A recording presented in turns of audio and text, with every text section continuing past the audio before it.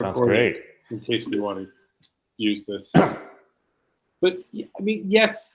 But again, like, I don't know. I was up in, I spent a bunch of time up in Maine, and there's all these bizarre cemeteries full of people everybody's forgotten. Or you go to Newport, like it's the weirdest thing. You drive into Newport, you go through like acres of cemeteries full of, local notables from 1793. Yeah. And they're kind of badly maintained, and they have like these rusty chain link fences around them, and the whole thing is just creepy. Well, you got to build a pyramid; it will last longer. Or just like build some nice churches, build a crypt, build something that makes more sense. Just with these acres of weird cemeteries. Yeah, I don't know, it's just a weird approach into Newport. It's like cemetery, commercial area, it's big mansions. Yeah, I don't know how the people in Iowa would feel about that. In Iowa, would feel about having their graves pulled up and have a condo on top of it. But if it generates money for them, maybe their ancestors wouldn't mind. Or a park. I mean, like all these huge cemeteries we have out in Queens and Brooklyn. Yeah, I would just bulldoze everything and turn it into a beautiful park, and then have some kind of little memorials scattered around. You could, if you run for office, you should propose that. I'm going to bulldoze the cemetery. I'm sure there'd be like 1,000 Italian grandmothers would be like, "Oh, yes. my mother's grave." When was the last time When was the last time Joe went to his mother's grave? Last year. Oh, okay. See, but he wouldn't like the idea at all. No, he didn't. They're pretty tight knit. Except for his sister. He'd be very opposed to the bulldozing of. I think he'd be very opposed. Yes. Mount Carmel Cemetery. I think yeah. Well, not Mount Carmel. It's in Queens. So. I thought the cemeteries all had like very Christian names. I'm not tracking which one, but he says, let's go and just make sure the weeds aren't overgrown and there isn't like a raccoon sitting there. See, if it was a nice park, you could go have a picnic. It functions like a park too. It's just the one he goes to, at least. I can't speak to the one that you have experienced, but they have some community application, so people actually go in there and just walk around to remind themselves. Yeah, and that's where they'll be headed. Anyway, yes. So David wrote this prolific writer that you are, an essay on how dark banking and dark coin functions and what sets it apart. And then you went into a bit of the mechanics of it, which I get. I just think some of the languages would be a little scary. Yeah, the language is all bad. It's not something you would put in a brochure for Mr. Beekeeper or Iowa Farmer. I like that line. That was a fantastic line. Lambos and Hookers, which is also a commentary on tech startup culture and the kind of people it attracts. Well, it's the pirate kingdom, right? Nobody dreams of building a quiet suburban community where you can raise a family. Everybody wants some kind of Dan Bilzerian style G5 full of supermodels heading to the yacht. And I suppose there is a place for that kind of thing, but it has to be proportional for things to work. It's not that sustainable as a lifestyle. I mean, maybe it's sort of fun to do once or twice when you're 25, but when you're 50, it's a lot of work. and not sustainable Well, I don't for a think you country. get to the end of the whole week going, wow, yeah, I had fun, but you're also, beat up and have a hell of a hangover, and just didn't do something that turned into anything meaningful or lasting. You just kind of went and had all these limited experiences, which that's something. It's not wrong. It just doesn't make you happy, right? It just means you're sitting in your therapist's office 2 weeks later, going, "I don't understand why I'm not happy." Maybe because you did lots of cocaine and had sex with 30 people. Did you want to give everyone a recap of your? I guess it's an essay. Started off just.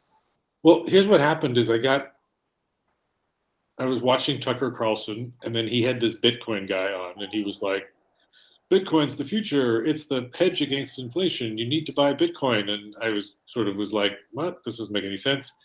And so then I first watched the Peter Thiel thing that I sent you, which I have a lot to say about. Yes, just spectacular disappointment in the fact that nothing at all interesting was said. It was just a sort of blah. Like I think you said it best. It was kind of background noise to code to.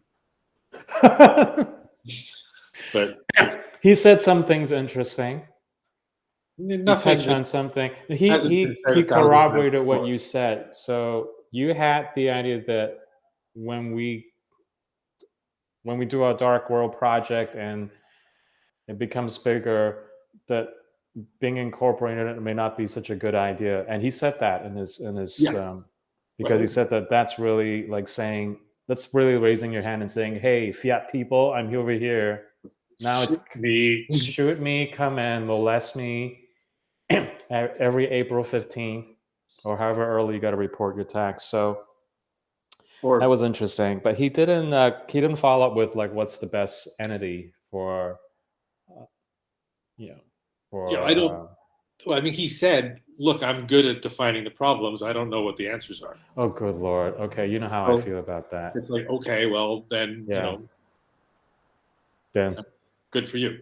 But it's more interested in at least talking about answers. I mean, maybe they're not the right ones or the good ones or the best ones, but at least like give it a shot. I mean, yeah, that's not. I'm being unkind.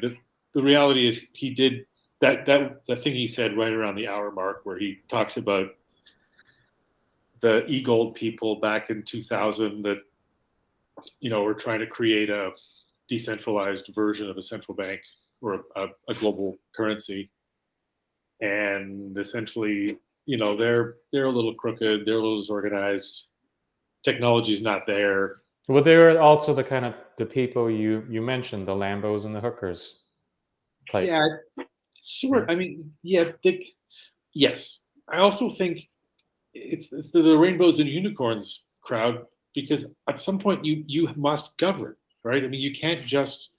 The revolution's lovely, and I know it's fun to blow everything up and imagine that it'll be replaced by, this magical kingdom where everything is awesome because we're awesome. But the reality is this just doesn't work like that. You blow the thing up, and then it's it's a wasteland of Mad Max style horrors. So whenever you transition from today to some future system, has to be done slowly and carefully and thoughtfully, with a view to how are you going to govern, not let's just imagine that everything's going to be awesome because yay, Bitcoin. Well, right, and they haven't mapped Bitcoin out. Isn't fixing the dishwasher. You sent another thread that used the phrase I like. It's called meat space. So I take meat space to also mean making things happening in the real world. Yeah, which entails governance. Right. It's just however you want to define it. You have to have a plan and how to. It's the homeowners association, right? It's like, yeah. Like, who decides that you can't pile up your old tires in front of your lawn because that's ugly. It's like, well, freedom. I want to pile up my tires on my lawn. Yeah. Well, no.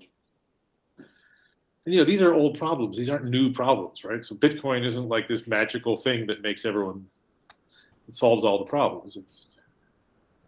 Mm-hmm. These go back to Plato. Like, okay, well, how are you going to govern? So, at any rate, the teal thing wound me up because I thought it was just devoid of anything insightful. Well, what led you to it in the first place?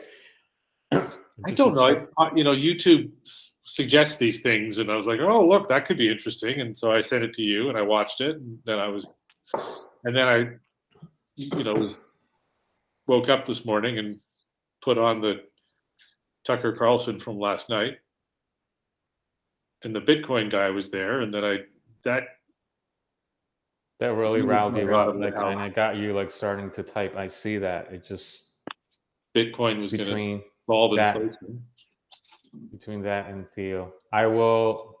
So I know we did a video last time, and it was kind of like I don't know, but I'll use this one, and I will put the link and inset to the video we're talking about, the Theo talk with this other person that I don't know why she was there. To be honest. Honestly, I wouldn't. It's not even that good. No. Like, I mean, if you could, but well, just as a reference, so people know what we're talking about. I guess. But nobody should watch it. It's really not that interesting. It's like 2 hours you should be coding platitudes, right? If you're doing something else and you just don't want to listen to like music, you could listen to that. Yeah, but don't expect anything insightful from the conversation. There's that a Q&A segment at the end, which is kind of entertaining because people were asking stupid questions. Right, but I find those things useful because it sort of tells me where most people's heads are at. And I think right now there's this enormous excitement around the speculative energy in Bitcoin, right? It's like, well, I got in at $5,000 and now it's $60,000, so that makes me cool, right? Or like, and then you can imagine the guy that bought a pizza for 10,000 Bitcoin, right? He must be sad today, or whatever it was, 10 million Bitcoin. But so I've been looking into. I want to segue and talk about EOS a little bit. I want to tell you right now that one of the things that's really missing at EOS is the lack of documentation. Yes. On a lot of stuff. If you look for resources, everything is dated back to 2019 earliest. They haven't really updated that yet, and all the activity is centered around their cryptocurrency. Yep. So I mean, they get the shit kicked out of them right around then by the government, right? So they get sued, they get beat up. They were sued. The IRS. EOS was sued. Who was sued?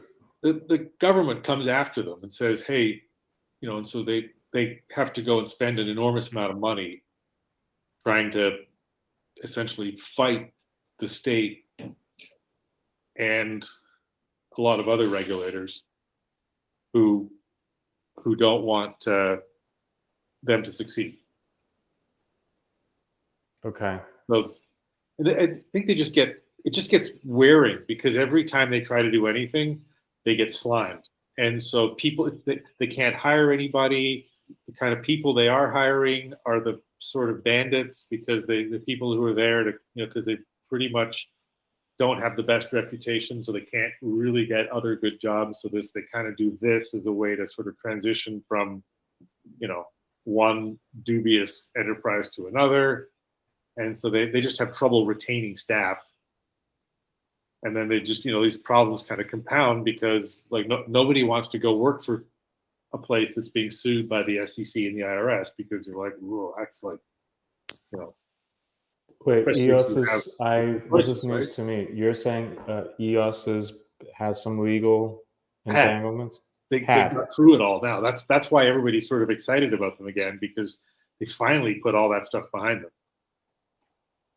but at great sort of cost to particularly this poor guy Brendan Bloomer, who has been running the thing. He's the total unsung hero of the whole operation, and he just gets all the abuse hurled at him. But he pretty much kept the whole thing together against impossible odds. I mean, I'm not sure I would have stuck it out as long as he did, but Well, what do for my edification? What did they do to cross Satan? but they were successful. I mean, I think it was one of the largest ICOs, initial coin offerings ever. I mean, they raised billions of dollars and they sold, all kinds of this stuff, and it attracted the attention of the regulators, because they said, well, you just can't go and do that without following our rules, right? I mean, every investment bank on earth said, Jesus, if this thing is allowed to happen, well, it's like, what do you need me for? So if they won their legal battle, did they also do it? They kind of cleared the way for other. No, they No. kind of cleared the way. The way they won was to sort of say, well, there weren't any rules against what we did at the time. All the rules came after.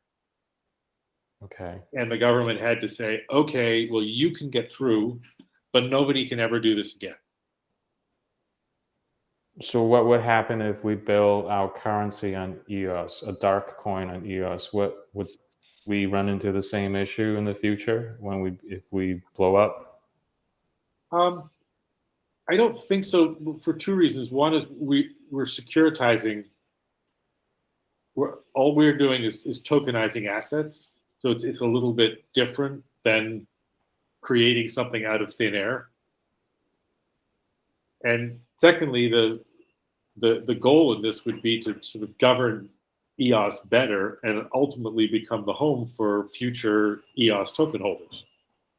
Use better governance than what currently is being offered, because the current combination of block one, the foundation, and then the what are they called, the block producers, is just chaotic, and they don't have a plan. They're sort of like, they keep, their endless refrain is, we'd like to be responsive to the community, and the community is just sitting there going, well, like, we don't know. Nobody knows.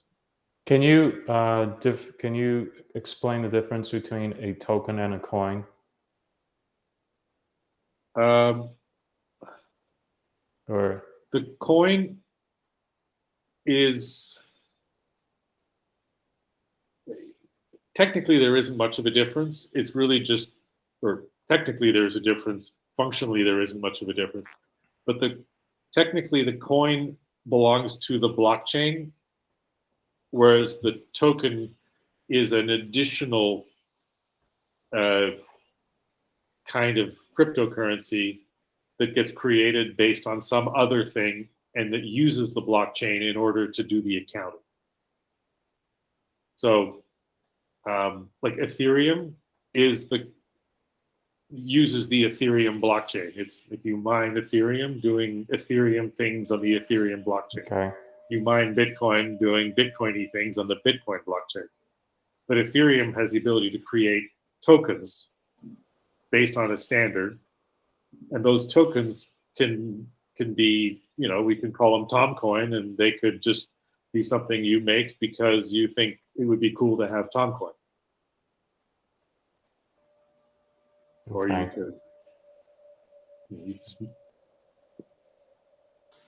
but there's no, you have, like, essentially there's nothing particularly, there's be a reason for the token, whereas Ethereum, the reason is it's the thing that powers the network. Gotcha. Yeah, I have a couple of questions for you. I just came across this. So is there, I don't know whether you could screen share it. that thought, if we create our own version of the EOS network using the EOS software, we could just make we instead of the EOS world using EOS, we could just use Darkcoin as the thing that powers the Darkcoin network. Okay, Did that make sense? You brought that up because I want to ask you something, because okay.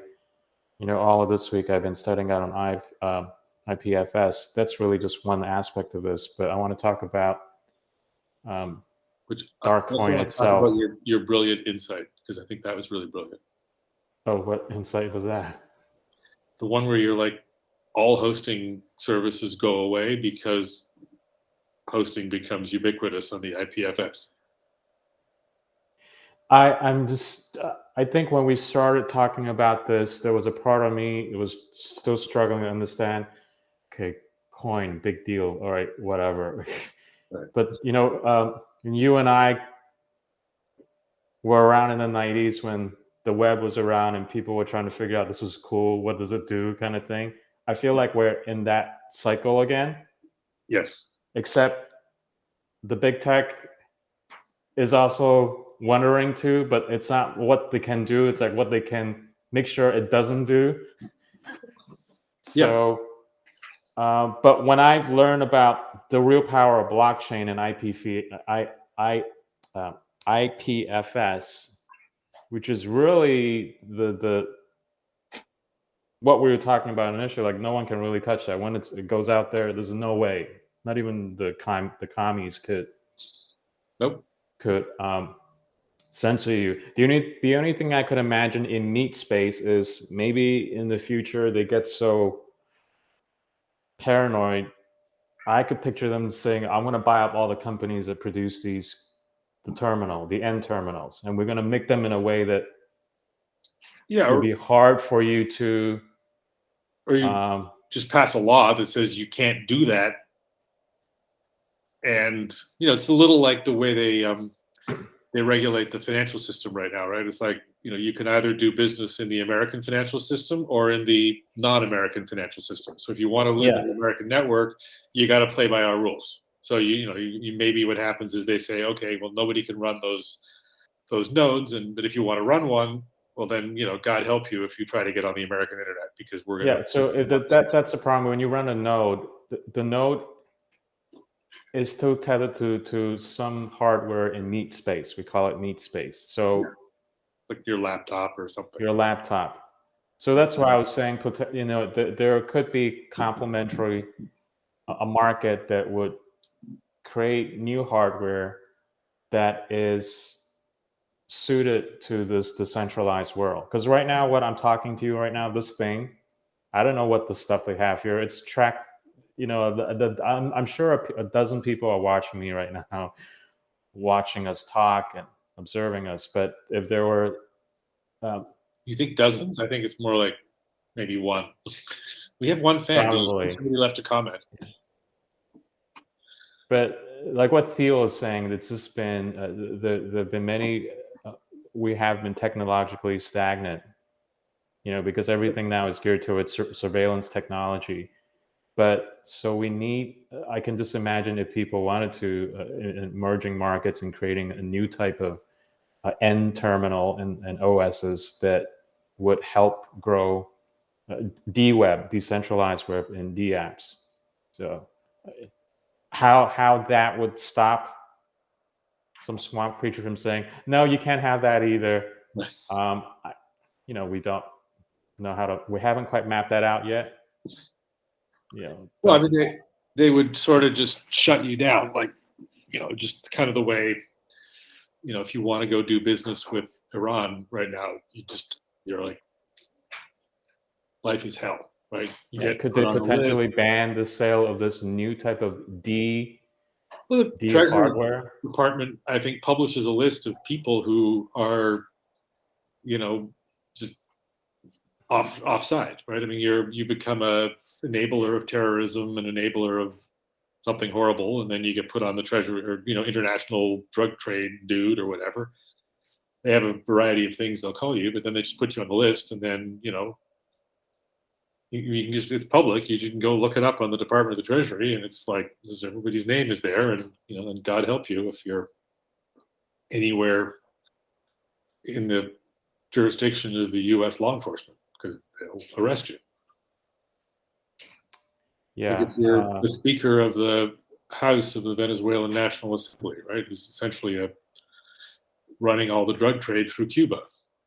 He's pretty stuck, right? He can go to Venezuela, he can go to Havana, he can go to Moscow, can go to Beijing, but God help him if his airplane enters U.S. airspace, because the U.S. can just fighter jets go force the thing down and arrest the guy.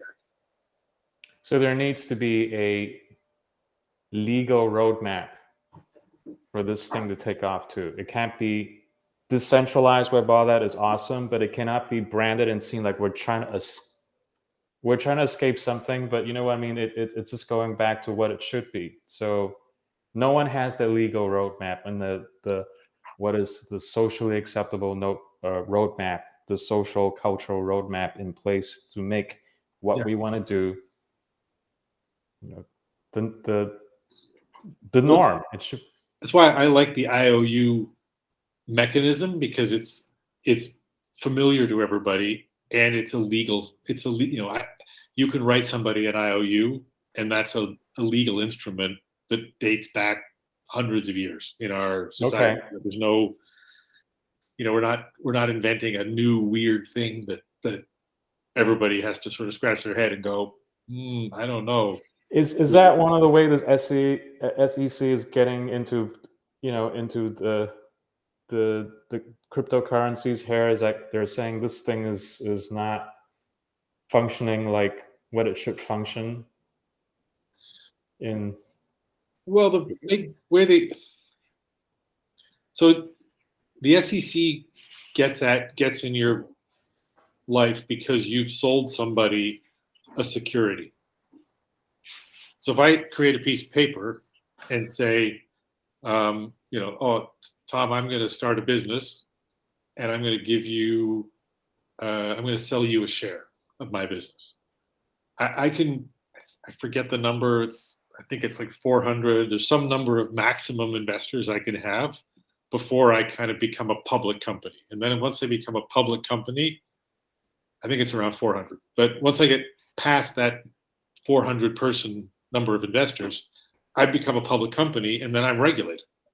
So if you sell, Darkcoin as a security, well, as soon as we have more than 400 holders of Darkcoin, we've created a public company, and then we're offside everywhere. Which is the problem with all these token holders, is they're effectively creating public companies that are just illegal, because the SEC goes, you can't do that. You need to follow the rules and there's a system for doing that. You don't just go public because you feel like it. So what EOS did, for example, is they said, well, we won't sell to anybody in the United States. Of course, anybody with half a brain turned on the VPN and went around the EOS system to buy EOS. So EOS technically sold to lots of people in the United States. We're being dense here. I think you told me the answer already, but will that happen to us? I don't think so, because we're not creating a security. I'm giving somebody an IOU. So we're not creating one big company. It's a million tiny companies. And so each company will have fewer than, technically, it's a million general partnerships, if you want to call them that. So there's an endless number of general partnerships that will all have 2 people, or some smaller number of people, but will all be under the 400 limit. And then all we would have is the Darkcoin would essentially be just a way to measure the standard, a way to measure the value of each of these tiny little securities that all exist within these tiny groups of people. Gotcha. Because at some point, if the SEC says, like, if I write you an IOU for $100 because we played poker or something, or you lent me $100 for gas money, I don't know, whatever, right? if the SEC wants to try to regulate that, they just have a insane enforcement problem because because it's just there are just millions of individual transactions. I got it. So how are you going to find out that I did that? And then what are you going to do about it? Particularly if, and say, you lend me $100 and say, and there's no interest, so there's not even any profit there. There's nothing. It's just goodwill. So even like regulating that just becomes nonsensical and too costly and unpleasant. So that's where I think we can kind of create something magical, is because we just keep the whole thing under it doesn't scale. And the beauty of things of this blockchain technology is we don't really care, because we have the capacity to keep track of millions of corporations, of general partnerships. It doesn't scale. Okay. Well, technically, before you had the ability to keep track of everything, you had to do it with paper, and then everybody had to be able to see everybody else's stuff. So if you would have to go to some hall of records and look things up based on some classification system. So you just couldn't do this in 1920 because there was no way to keep track of everything. The transactions, gotcha. Transactions are just between the two parties. We've given them the tool. Go and do your thing. It's not us. Yeah, we don't care. We're just like, here. So you're not, SEC has no reason to come and say, well, you are legally responsible for all these transactions because we're not functioning like all we did is built, it's like calling up the phone company and saying you're responsible for the crime because you made a phone. It's like they could do anything they want. So that's the problem with meat space, right? The rules changes. Like at some point, if somebody decides that you're a bad guy, then you're dead. But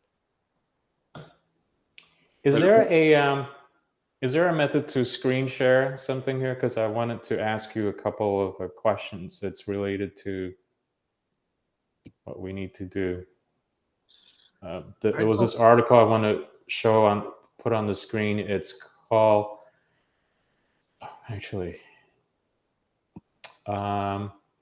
here, let everybody. So apparently you can share your screen. Where do I click? Well, here. Is this it? I don't know. But your entire screen. Okay, hold on a minute. I got it. So show me where'd you find that? It's next to the hand icon, to the right of the hand icon. Let me do this. See if it. Oh yeah, present now. A window, a tab. Cool. Oh, Google Chrome would like to record this computer screen. Grant access a. Great, I'm on the company. Take your time.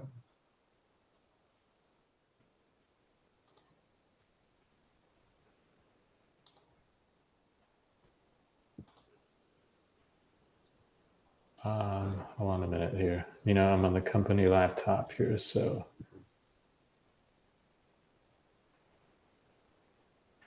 You know what? Forget it. It wants to quit and reopen. I'm not going to do it, but I'll send you the link. Whatever. Let's give it a shot. It means send it to me and I'll put it up. Okay, I'll send it to you. I just want to get your here. Let me just send it to you. Okay. Oh yes. I know these people. Okay, you know these people. So I want to get your opinion of. I know you've talked about this, and the idea is that we kind of build it on EOS, but there are in this article they said there are 3 ways to create a cryptocurrency. So I want to get your opinion on where you think I should. Yeah. What is doable? Okay, great. If you scroll down. Yeah. Can you see me scrolling down? I see you scrolling. So they're proposing 3 ways and fork an existing blockchain. That's what we're doing. Okay. That's what I just want to confirm. Okay. Gotcha. We're forking. Okay. Forking.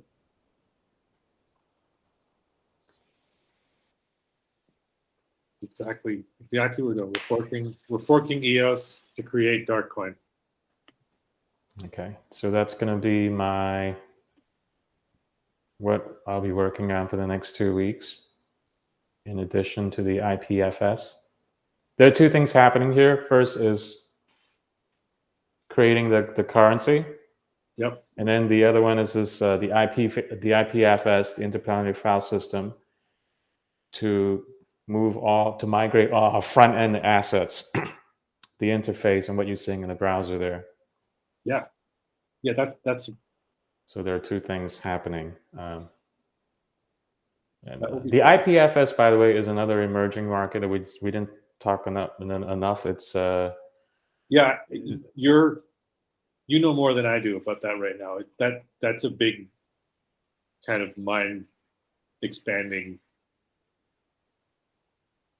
Well, if you already actually know how it works too, just from blockchain. It's just I was maybe not surprised why there is so little activity and buzz around that, because again, that is actually true. The actual infrastructure that supports what blockchain was designed to do, like everything you said, right? The Lambos and the hookers, they're more interested in the cryptocurrency, but that is such a small part of what you can do with the whole decentralized web thing. But it's like Thiel said in that talk where nothing happened except for something insightful right at the hour mark, where he talks about the e-gold guys on the beach of Anguilla, and he's like, the only way to do anything interesting is to do it the way Satoshi did, which is to sort of be corporationless and to keep everything as small and nimble and fragmented as possible. And that sort of flies in the face of every single thing every entrepreneur's ever been taught, because you're taught you want to be the CFO or the CEO of Facebook, which is the largest corporation in the world, or whatever, or Google, or Amazon, right? And so but that's not the way forward anymore. The way forward anymore is to be Satoshi, or Satoshi-like, where it doesn't matter if you're public or not public, because you're a philosopher at this point, right? You're not a pirate anymore. Satoshi's I totally got Satoshi when I heard his story, because it's very much in the ER. If you think about it, I didn't really set out to build this. I know we talked about having committees and all that, but what you don't. I get why you don't want to. I haven't been giving any updates, but there's actually a lot of what I call the subgroups happening. Yeah. And Brooklyn's actually picking up. I'm really happy. People are managing themselves. That's why I say it's very blockchaining. I'm not there to be your mother. I mean, there are a couple of one or two occasional weirdos that I have to sometimes step in and says, "You're screwing up my blockchain. Get out." Actually, I don't even have to do that sometimes. Like the little nodes, which is what they are in all the boroughs, they're functioning their own, and that's how and now I can just go and visit them. I just crash their little events. They send me like, we're having an NDR thing here, NDR thing there. Great. Awesome. Word of mouth. And then then it just grows. Then people break off and start new little groups, and yeah. I mean, and then the challenge for you is to transition from disciples of Tom to disciples of Christ, right? Oh, absolutely. Yes. Yeah. But that's harder. That takes probably 100 years. It takes 100 years. And if you want those type of people, you have to spend time with the select people. That's what I found. You cannot be. Maybe you're like the Joseph Smith. You're the modern day Joseph Smith. Maybe you're starting the Mormons. Funny you said that. I've always had this idea that I keep telling the people in NDR I'm here in Florida and other places because I'm scouting bug out place for all of you. So I guess it's very Joseph maybe, Smith like. maybe the blockchain will be your golden tablets. Again, that fits into the Christian narrative, which going back to the Theo talk, that was one thing I was disappointed in because the title of the video was what was it, religion and something.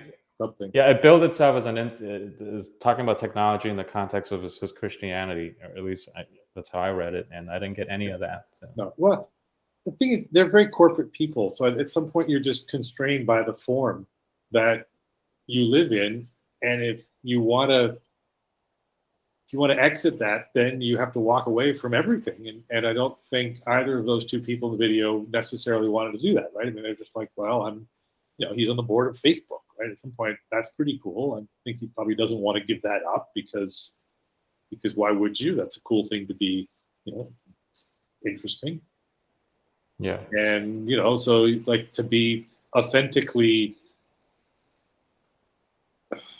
what's the word, like to do kind of the stuff we're doing, you can't be on anything else or attached to anything else because they don't want, like, you're going to freak everybody out and then they're going to get rid of you. Okay. Yeah. I like this format, by the way. Are you seeing 3 squares on your screen? Yeah, I've got the This will actually save me a lot in future edits if we could have stuff up and sure, kind of talk through and poke holes at what we see. But fork and existing blockchain, I was looking this all night, is something that I will commit to start on. Yeah.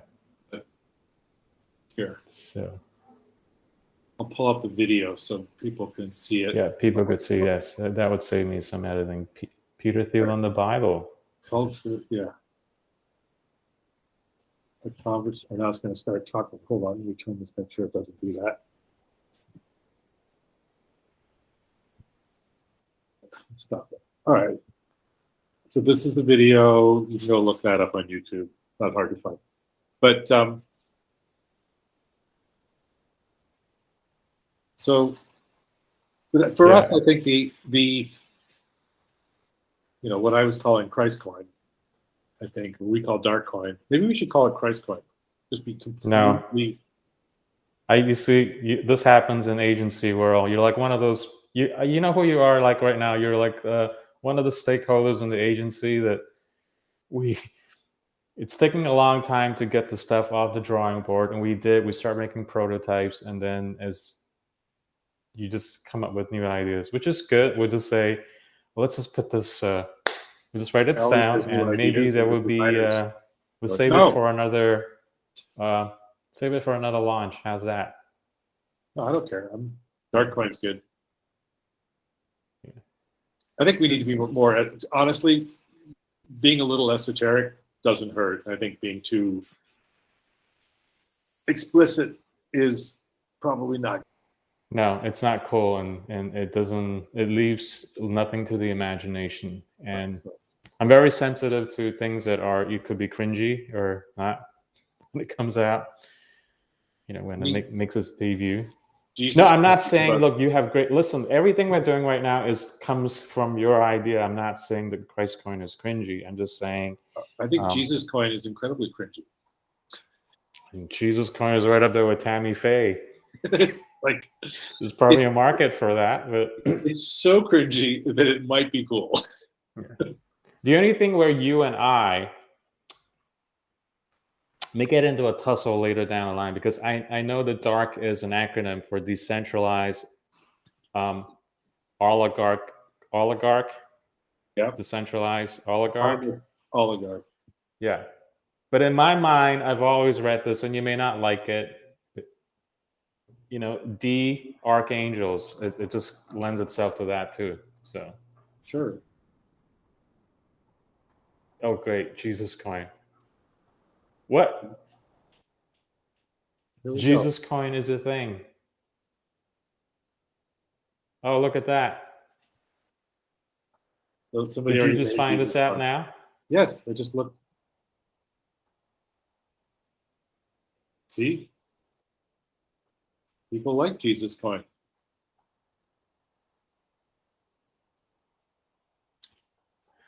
Unlike morally bereft cryptocurrencies, Jesus coin is the unique advantage of providing global access to. I feel like they stole your line from what you just wrote. Well, these are ideas that are floating around, right? So they're not. I mean, other people are having them. I don't think I'm the only person to combine the or to. I mean, you see it, right? I mean, it's like Yeah. you're like, this is throwing the money changers from the temple. This is just what everybody's been trying to. This is what the early church fathers wanted to do. This is what everybody's been wanting to do with Christianity since the beginning. Oh, you may want to scroll down a bit. The second paragraph is interesting. The website continues by stating that the main benefit of investing in Jesus coin are supposed sin forgiveness and that through outsourcing. Record transaction speeds between you and God's Son and an estimated market cap of 550 billion. So these people probably have the SEC crawling all over them by now.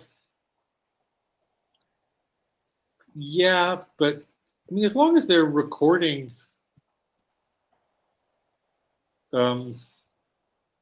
yes, at some point you get a letter from the SEC going, "Hey, it seems you're a public company. What's up with that?" And then you have to go hire an insanely expensive law firm who kind of helps you clean up the mess. Yeah. But just looking at that, I can tell you right now, these people are, with due respect to Jesus, I'm just looking at their motive. You can see from a mile away, it's all about Lambos and hookers. yeah, I don't see, it's not like what you wrote, and I don't know whether you can pull up your Telegram thing here where you're talking about how does this benefit people in Iowa, which I think is more Christian than this. yeah. This is the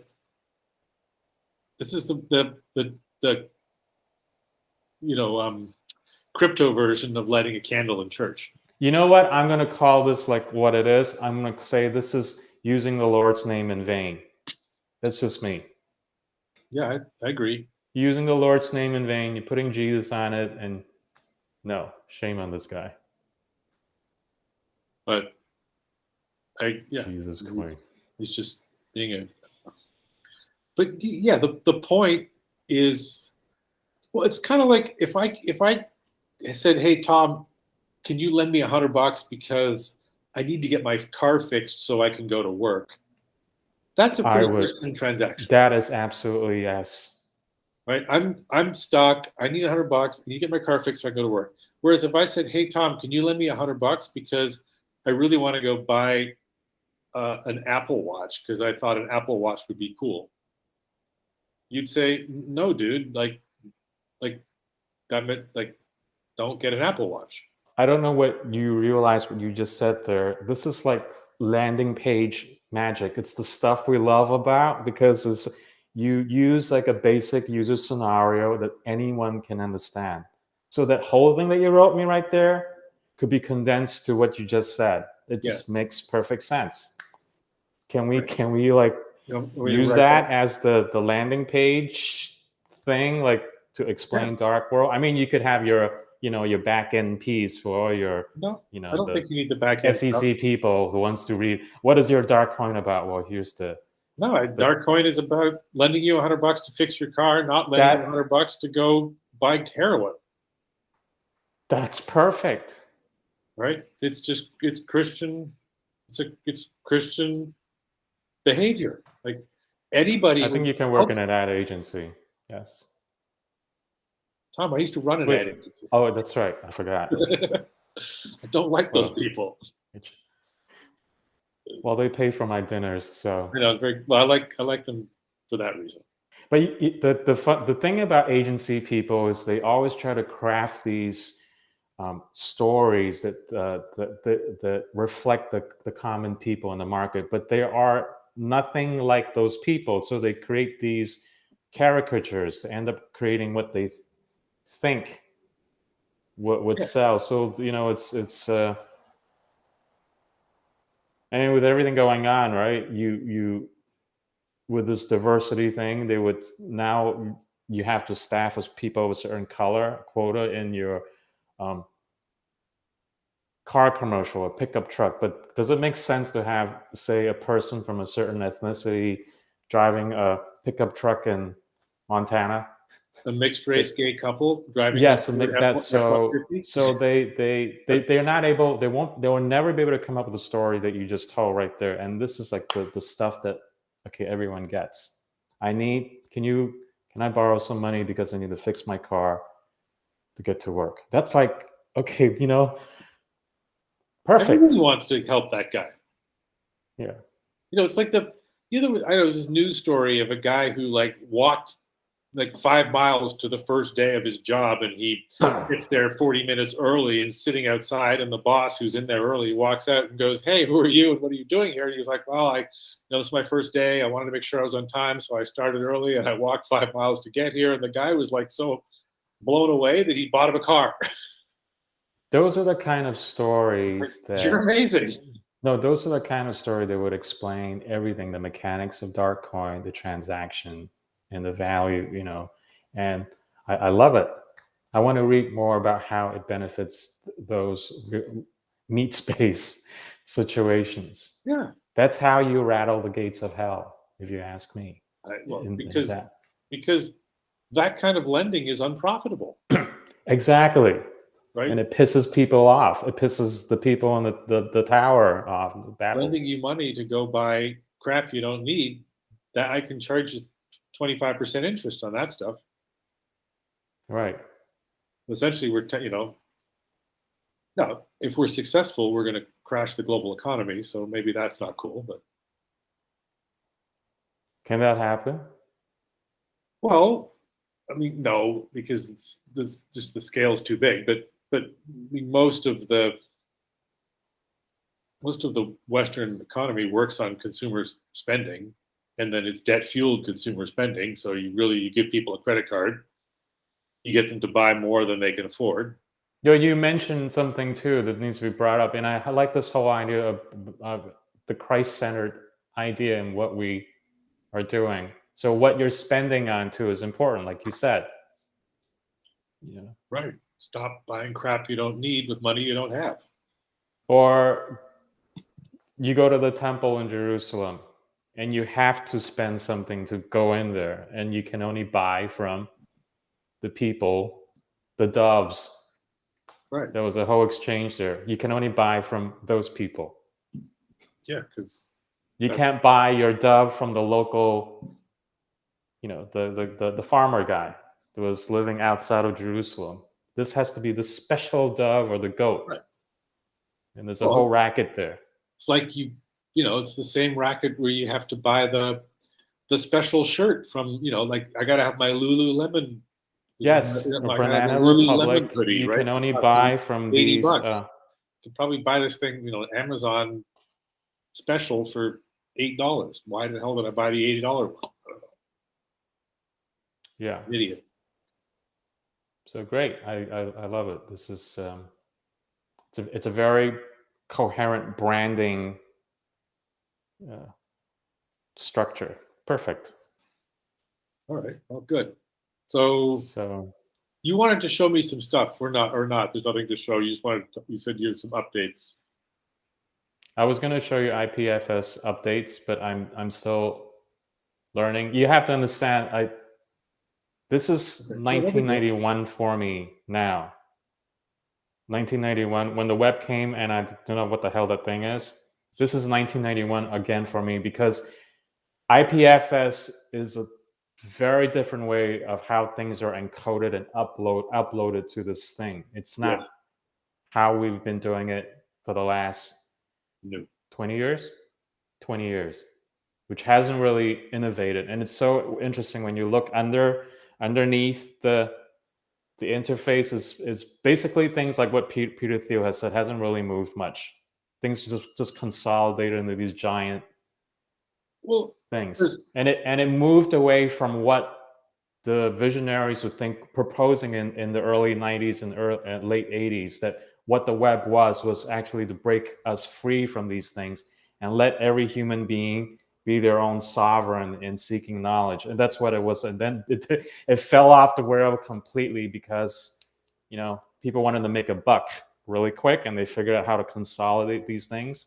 And, plus the consumers were lazy and have you. So now for me, it feels like 1991 again, and maybe we can do it right again this time. But I have to relearn a lot of stuff, which is just interesting. So cool. I mean, it's, the nice thing about these big companies is the stuff works. I mean, like, works. We're sitting here on, we're using all these Google products to talk today, and it worked. It's not, I mean, God, imagine if this were 1998, we could probably have done this, but it would have involved 47 different vendors and 3 days of installing the little plugins to make everything talk to each other. Yeah, except the thing is, it works the way it works for how the CCP is using technology. Oh, so it's highly oppressive, but yeah. But like most people are willing to deal with a lot of oppression to not have to install 97 plugins. All right. Yeah. And that's where IPFS is kind of struggling right now. It's still early. There are still like 20 steps. So yeah. Well, there's a market for creating that interface so that the backend will just take care of it, and that's what I'm learning now.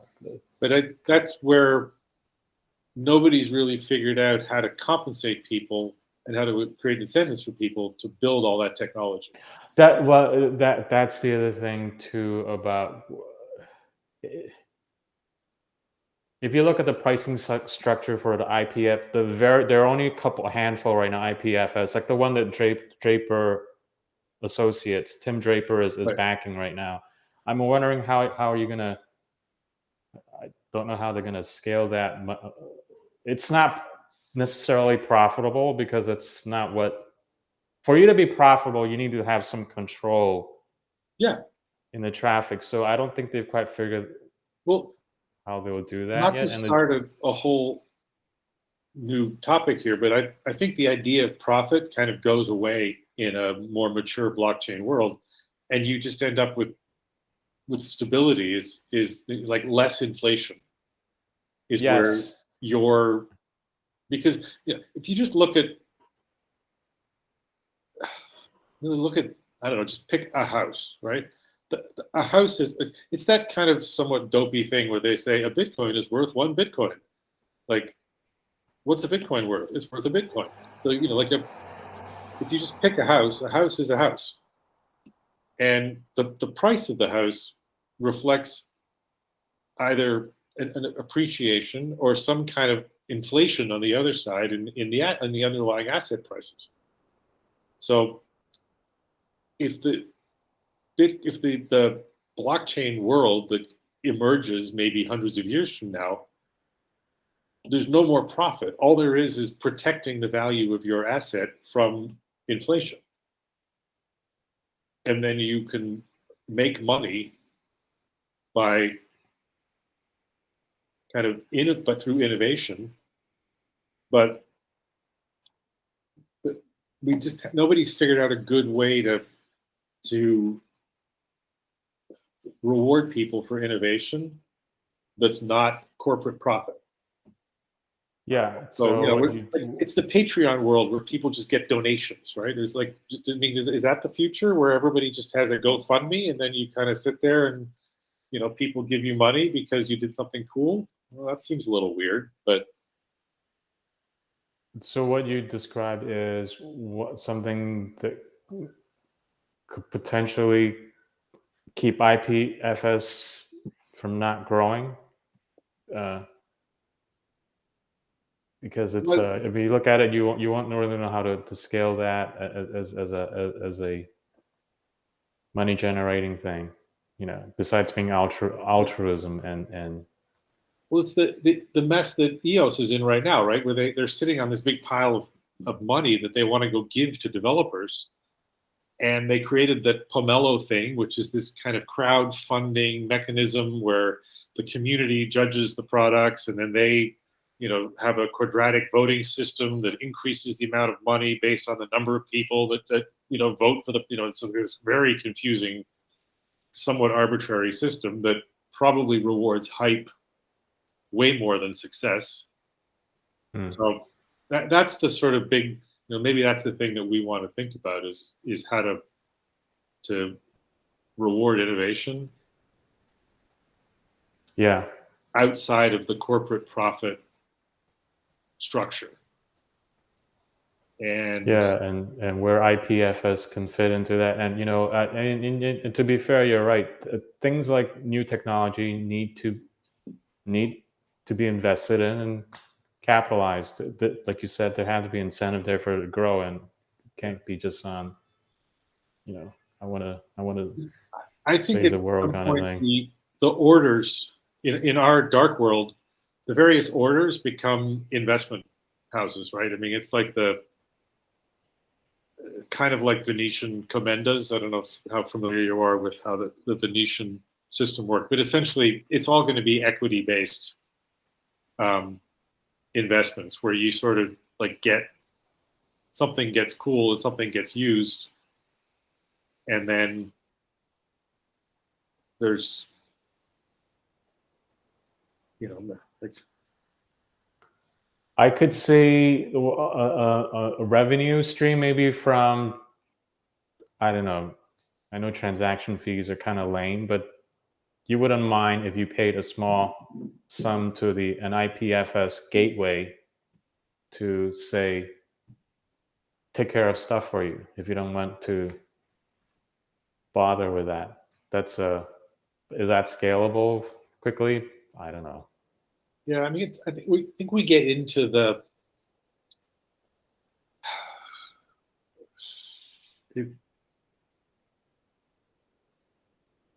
I don't know. I'm going to think about.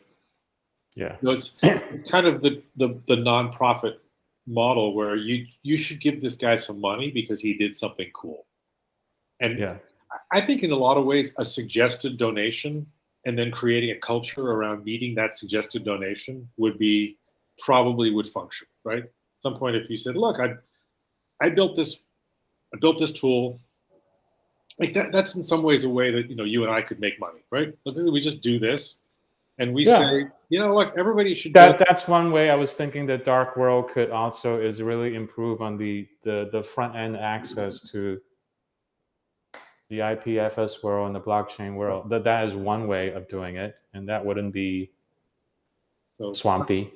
Tom and Dave built a cool thing. Throw some money at them. Yeah, to improve that, and that would just be for you and I. It's fine. You and I, we just serving Christ in that way. Right, and so we become kind of like these itinerant preachers, where it's sort of this mendicant existence where you're like we're all beggars and saying, look, if you think what I did was cool, no more starving artists. I had that phase a long time ago. No, but I don't think it's a starving artist. But you look, if what you're doing isn't cool, then yeah, you should probably starve. Right? It's not interesting. You're not the idea that I'm making my art and it's some sort of expression of me and you should pay me for that is that doesn't really work. Yeah. But like I'll bet you if some guy came up with a coronavirus cure, like it's a crowdfunding type thing, right? I mean, or maybe you put up an idea and say, look, I want to build this particular IPFS tool. I think it's going to cost $500,000 in developer time, and I'd also like to put a couple $1 million in my pocket because I think it was a really good idea. So if I can crowdsource commitments for $3 million, we'll do it. And then I don't want to shoot for the moon here, but but going back to what we're doing, you outline a scenario of what a Darkworld transaction is like in meat space. for people in Iowa. So when we get to launching our own cryptocurrency and getting the IPFS thing sorted out, that would be the first great proof of concept. Like I get someone to actually start the beekeeper scenario we were talking about, but someone who need money, a coin to fix the car so they can get to work. That would just it's kind of like Give Directly is a version of that, right? Have you ever seen Give Directly? It's just people with I think it's effective altruism is the kind of brand name the whole thing sits under. Is the essentially just somebody puts up here's why I need money, and then somebody else just gives them the money. It's GoFundMe, right? People put up GoFundMe. A lot of these GoFundMes turn into just kind of like sad stories, right? It's like, oh my, kid had cancer and then he got run over by a car and then his dog died and we're all sad. Do you know if GoFundMe.com gets a cut? Oh yeah, they get like 15%. Okay. They make out like bandits. That's why they're so kind of terrified of this beast that they've let loose onto the world. So yeah, it's GoFundMe. I think we solved the problem. It's corporate profits go away, and it's an endless version of GoFundMe type. GoFundMe. Because here's I want to build this tool. Here's why I think it's a good idea. Give me, pledge this much money, commit it. If it happens, I want it in these. We could do something like that, right? We're gonna we want $10 million to build Darchworld, and we want it in this kind of series of tranches and at this time frame, and here are the benchmarks we're going to create in order to have that happen. And then you create a neutral third party that says whether or not they did, and you just do that. It's not I don't think that the structure's there right now to do that efficiently. Yeah. Okay. But I think that world is probably what we're all working towards. GoFundMe. Yeah. Okay. I think we've exhausted all. Or just help me out, right? Like I need to fix my car so I can get to work. Again, that's a great landing page thing. Everyone will get it. So, do you still have your blog, Archon of Graceland? Yes. So I think what you sent me you should go up there and. No, I don't. I think let's just put it all into Darchworld. I write this stuff mostly because I think it will be helpful to you and sort of to explain my thinking as to where we're going with this project, right? I don't think all I'm going to do is attract a bunch of Bitcoin maximalists who are going to yell at me about how you can always because they love Bitcoin. So why do I want that? I'm not changing my mind. I don't really want to. I've had that argument 1,000 times already. I've heard all of their points. I get their points. I don't agree with them. So they're not Christ-centered. So why are you arguing with people who are not Christ-centered? The outcome is always predictable. Right. If your goal is to go and rip off people and make a ton of money, then yeah, Bitcoin is awesome. It's just a big Ponzi scheme where you find a greater fool. But no, it doesn't solve governance problems. It doesn't point to a better society because it doesn't. It's just a rainbows and unicorns fiat currency that at some point is going to get taken over by a state, probably the United States, and it's going to get regulated, and then it's going to become an American fiat currency.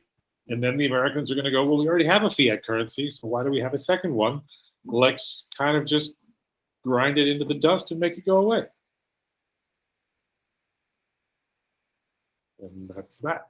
Maybe that takes 200 years to happen, but that's where it ends. Breaking the fourth wall. That's what we're doing. Yep. In the meantime, lots of people made money. Well, on that note, Tom. On that note, you, yes. This is you could stop recording I'm now. gonna stop I think we're recording. good. Yeah.